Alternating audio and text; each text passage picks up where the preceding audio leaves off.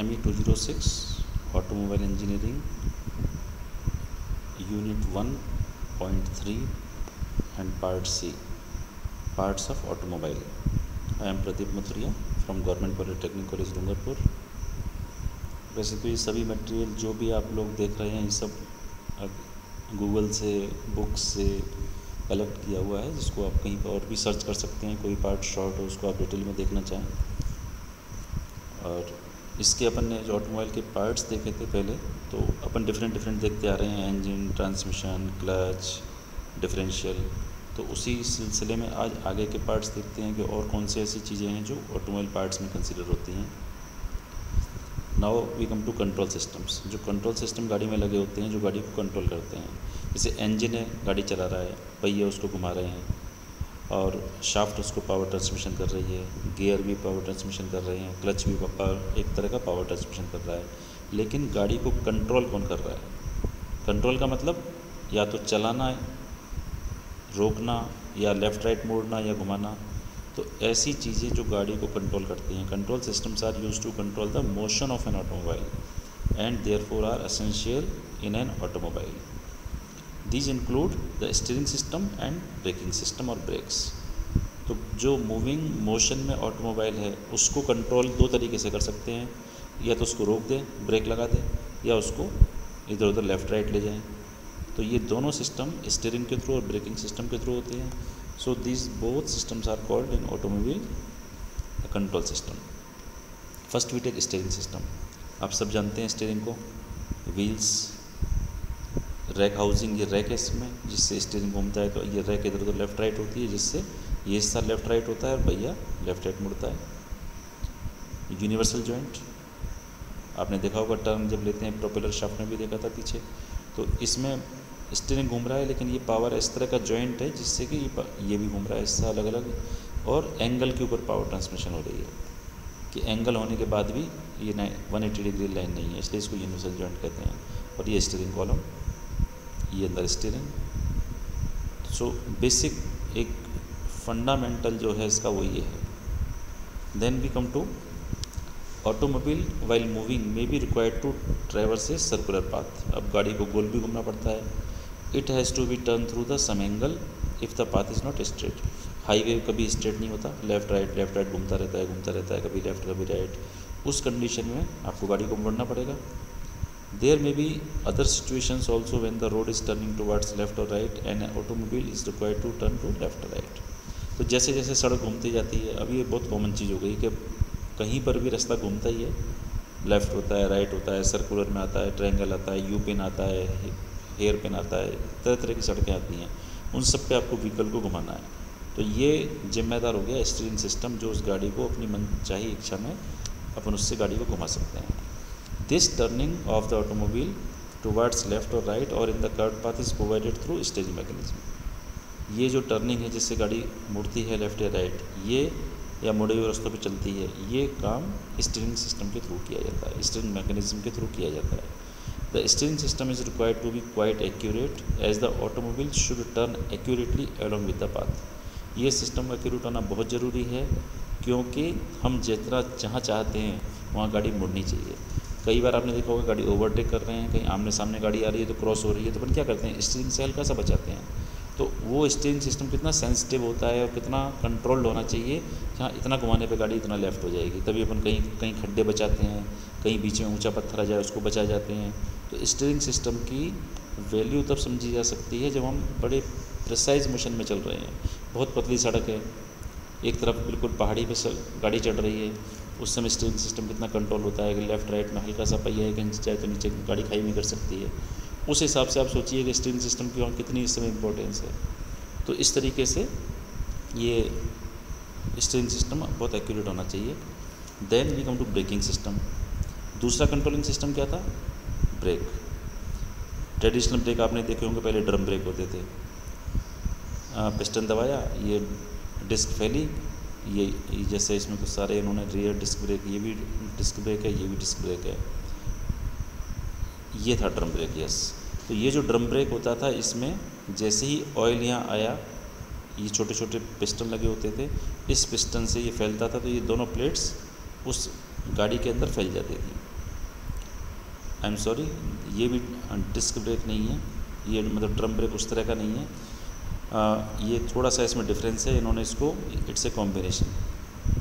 लेकिन ये जो ड्रम अंदर फैल जाता था उससे पहिया रुक जाता था, जो आप बेसिकली ब्रेक के चैप्टर में देख चुके हैं। तो पार्किंग ब्रेक शो, जिसमें कि गाड़ी पार्क हो जाती है। Drum brake inside the rear disc brake, ये जो पीछे का जो डिस्क ब्रेक है उसके अंदर का पार्ट है। पार्किंग ब्रेक लीवर जो आप हैंड लीवर से दबाते हैं, तो पार्किंग ब्रेक जनरली यहाँ पे आप देखते हो एक लीवर ड्राइवर उठा देता है तेज़ी से, जो कट कट के आवाज़ के साथ उठता है, जिसमें यहाँ पे गियर स्टेप बने होते हैं, तो उससे ये पार्किंग ब्रेक लग जाता है। यानी आप जब इसको लगाते हो तो एक दूसरी लाइन काम करती है, और जब रूटीन ब्रेक लगाते हैं तो हम दूसरी लाइन काम करती है। ये मास्टर सिलेंडर है, इसको अपन ब्रेक बूस्टर क्यों कहते हैं कि थोड़ा सा दबाया और ज़्यादा इफेक्ट आना चाहिए। यहाँ पर मास्टर सिलेंडर है, ये मास्टर सिलेंडर छोटे छोटे सिलेंडरों से जो डिस्क ब्रेक है उनसे जुड़ा होता है। ये एक छोटा सिलेंडर, ये छोटा सिलेंडर। तो जैसे ही आप इधर ब्रेक पैडल पर ब्रेक दबाते हो, इस ब्रेक बूस्टर के थ्रू मास्टर सिलेंडर से ऑयल चारों तरफ के पहियों पे जाता है। यहाँ सब देखिए, एक लाइन ये जा रही है, दूसरी लाइन ये जा रही है, तीसरी लाइन ये जा रही है, चौथी लाइन ये जा रही है। ये क्या करती है, छोटे से सिलेंडर को मोशन में लाती है, जिससे ये उसके ऊपर चिपक जाते हैं। तो जो घूमता हुआ पहिया रुक जाता है। आजकल आप सब लोगों की मोटरसाइकिल में आप देखते हो सामने भी ऐसी ब्रेक होते हैं। ये पार्किंग ब्रेक लाइन हो गई, ये अपने इसको हाइड्रोलिक लाइन बोलते हैं। अगर आप यहाँ अंदर देखना चाहें तो ये डिस्क है, ये इसके ब्रेक पैड्स हैं, यहाँ पे छोटा सा पिस्टन है, ये ब्रेक कैलिपर है। जैसे ही ब्रेक लगाते हैं ऑयल यहाँ आता है और ये डिस्क इसके चिपकने लगती है, तो ये घूमता हुआ पहिया रुक जाता है। यहाँ पे व्हील अटैचमेंट है, ये इसके नट है, यहाँ पे पहिया लगा है, तो जैसे ही रुकता है वैसे ही पूरी गाड़ी रुकने लगती है। यहाँ आप देखिए वेयर इंडिकेटर लिखा हुआ है। यहाँ एक्चुअली क्या होता है, मैकेनिक इस बात का ध्यान नहीं देते हैं। यहाँ पर एक छोटी सी पतली एल शेप की पत्ती लगी होती है। तो वो पत्ती क्या होता है, जब इस ब्रेक पैड के साथ में वो भी आगे बढ़ती जा रही है, जैसे ही ब्रेक पैड घिसता है तो वो पत्ती अंदर लोहे की सेंटर की प्लेट पे टकराने लगती है, तो आवाज़ आने लगती है, चिक चिक चिक चिक की या ची की आवाज़ आने लगती है। तो मैं समझ जाते हैं कि ब्रेक लाइनिंग ये घिस गई है, अब इसको चेंज करने का टाइम आ गया। तो उसको बंद करते हैं वेयर इंडिकेटर। यहाँ थोड़ा सा और अच्छा फिगर दिया है कि जो मैंने पीछे बताया कि जो डिस्क ब्रेक था वो क्या था। ये तो ढक्कन इसके ऊपर लग गया, यहाँ पे नट लग गए, यहाँ पे बाहर पहिया लग गया, लेकिन ये साइज़ पे चढ़ा होता है। ब्रेक फ्लूइड यहाँ से आ रहा है, ये ब्रेक फ्लूइड क्या कर रहा है, इस दोनों तरफ के पिस्टन को फैलाएगा। ये इधर जाएगा, ये इधर जाएगा। तो जैसे ही ये सब फैलेगा, ये पिस्टन दूर को जाएगा। इसको अपन व्हील सिलेंडर कहते हैं, ये यहाँ से सेक्शन दिखाया है। तो जैसे ही और ये फैलेगा, ये प्लेट और ये प्लेट फैलेगी, यो मोशन हो रहा है इसका एरो का, तो अंदर की इस प्लेट में टाइट हो जाएगी, और वरना स्प्रिंग की सहायता से वापस वहीं आ जाएगी अंदर को। तो ये जैसे ही फैलती है दोनों तरफ को पहिया रुकने लगता है। तो ये व्हील सिलेंडर कहलाता है। ये वाला हिस्सा पिस्टन है, ये रिटर्न स्प्रिंग है। जब ये ब्राउन सा हिस्सा इधर को हटता है और ये इधर को हटता है, तो इसमें ये टाइट हो जाते हैं। जैसे ही टाइट होते हैं तो ये पहिया रुकने लगता है। ये वाले इनको अपन ब्रेक शू कहते हैं, इसको ब्रेकिंग प्लेट कहते हैं। ये मैकेनिकल ब्रेक एडजस्टर है, जो आपको जैसे ब्रेक में जो प्ले चेक करते हैं, भाई हल्का सा ब्रेक दबाने पे ब्रेक लग जाए।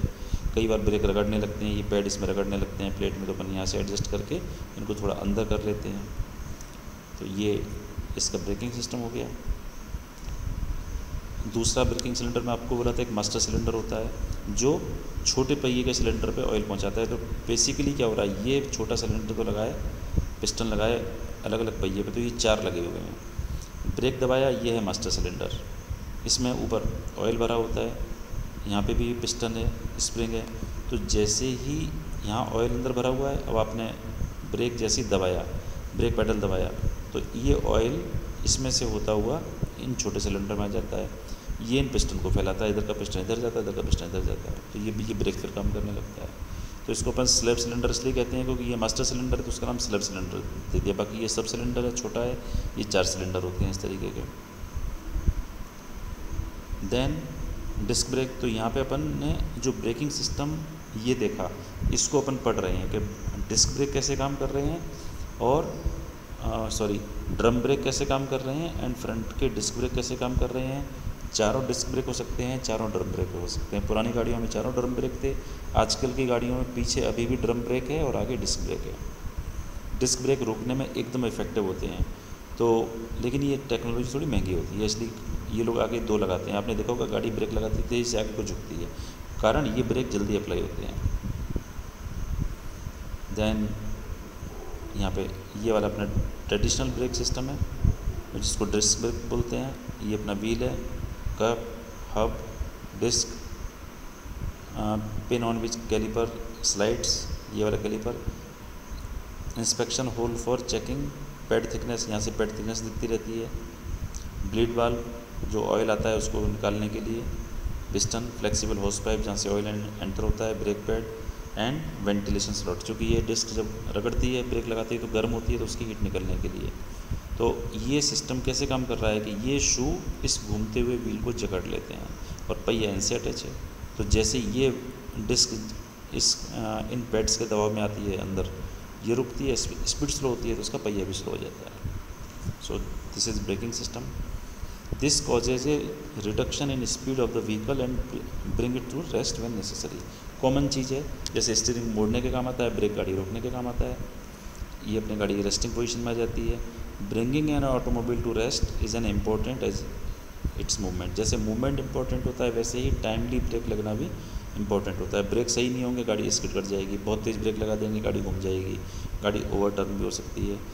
इसलिए चारों पहियों में इक्वल ब्रेक जाना चाहिए। पता पड़े कि अगले पहिए में ही गया और पीछे मोबाइल लेट जा रहा है, कोई रुकावट है, एक ही पहिए में चला गया तो वो पहिए के टायर घिस जाते हैं, टायर जलने लगता है। पूरा आपने देखा होगा कोई गाड़ी ब्रेक लगाती हैं तो कोई एक टायर घिसता है, इसका मतलब वहाँ सेटिंग का प्रॉब्लम है, वो ब्रेक ज़्यादा लग रहा है। ऑयल तो एक साथ जा रहा है लेकिन वहाँ सेटिंग में आपको उसमें एडजस्ट करना पड़ेगा ताकि वो ब्रेक चारों पहियों में एक जैसा लगे। Obviously when we have reached our destination we would like to stop and therefore the vehicle should come to rest. दूसरा ब्रेकिंग सिस्टम है, also there may be some kind of emergency and vehicle may require to slow down or stop on the way. कई बार ये होता है break में ज़रूरी नहीं है हमेशा गाड़ी रोकनी ही है, कई बार स्लो भी करनी है, कई बार रोकनी है, कई बार आगे बढ़ानी है। At the time also it motion is to be control. उस समय भी धीरे धीरे आगे बढ़ने में मोशन कंट्रोल रहना चाहिए। This control on the motion is provided with the help of brakes. तो ये जो मोशन है जिसमें गाड़ी फर्स्ट गियर में चला रहे हैं, सेकंड गियर में स्लो चला रहे हैं, थोड़ी स्पीड बढ़ाई फिर स्लो की, तो ये जो सब चीज़ें हैं ये सब ब्रेकिंग कंट्रोल से होती हैं। तो अपने देखा कंट्रोल्स इसमें जो एसेसरीज़ है उसमें कंट्रोलिंग सिस्टम था, उससे पहले के जो सिस्टम उसके अलावा ऑक्सिलरी है। कंट्रोलिंग सिस्टम में अपन ने पढ़ लिया brake and mechanism, steering mechanism. Now auxiliaries, अब ये भी तो गाड़ी के पार्ट्स हैं, इनको भी अपन नहीं हटा सकते। ये पहले कंसिडर नहीं होते थे लेकिन अब होने लगे। These are the components of an automobile which may not be essential but it make the driving more comfortable. अब देखिए यहाँ पे क्या चीज़ लिखी है कि ये ज़रूरी नहीं है कि ऑटोमोबाइल का पार्ट ही हो, लेकिन ये ये एसेसरीज होती है जो ड्राइविंग को कंफर्टेबल बनाती है, तो वो भी गाड़ी का पार्ट है। इस वजह से अपन इसको ऑक्सिलरीज भी बोलते हैं। A few years back the indicators to indicate the turning vehicles were not used. हर गाड़ी में नहीं होता था, अब आजकल टू व्हीलर्स में भी इंडिकेटर आ गया, जो कि पहले टू व्हीलर में इंडिकेटर नहीं होता था। तो अब ये कैसा हो गया, ये ऐसी ऑक्सिलरी है जो गाड़ी का पार्ट बन गई। But now this days government में had mandatory by the government. अब किसी भी गाड़ी में हो, टू व्हीलर हो, फोर व्हीलर हो, सिक्स व्हीलर हो, मल्टी एक्सल हो, सब में इंडिकेटर ज़रूरी है। इसी तरीके से अब एयर कंडीशनर क्या है, ये एसेंशियल नहीं है लेकिन आज समय की डिमांड होती जा रही है, तो अपने गाड़ियों में अपन कहेंगे हाँ ये भी एक इम्पॉर्टेंट पार्ट बनता जा रहा है। Though air conditioner is not essential and just to provide comfort conditions, now it is provided in every vehicle in developed countries and is being adopted by more and more people. Western country में तो हर गाड़ी AC के बिना आती ही नहीं है। भारत में भी ऐसा है कि जो पुअर वर्ग है जो वो नॉन एसी गाड़ी खरीदते हैं, लेकिन अब एसी कुछ गाड़ियाँ ऐसी हो गई जिसमें एसी सिस्टम के लिए बस प्रोविज़न दिया हुआ है, आप एसी लगा लो, लेकिन एसी साथ में नहीं आ रहा। लेकिन लग्जरी गाड़ियों में सभी में एसी साथ में ही आता है। तो आज के दिनों में धीरे धीरे ये ऑक्सिलरी एक लग्जरी ना होने से तो बजाय एक इम्पॉर्टेंट पार्ट बनता जा रहा है। Study of automobile engineering involves going through an in depth study of all the components and parts of the automobile. तो ऑटोमोबाइल इंजीनियरिंग की जो अपन पार्ट्स पढ़ते हैं वो सारे ही जितने भी ऑक्सिलरीज हैं, पार्ट्स हैं, वो सब इसके ऑटोमोबाइल इंजीनियरिंग के अंतर्गत आते हैं। सो this is end of this control system and partial.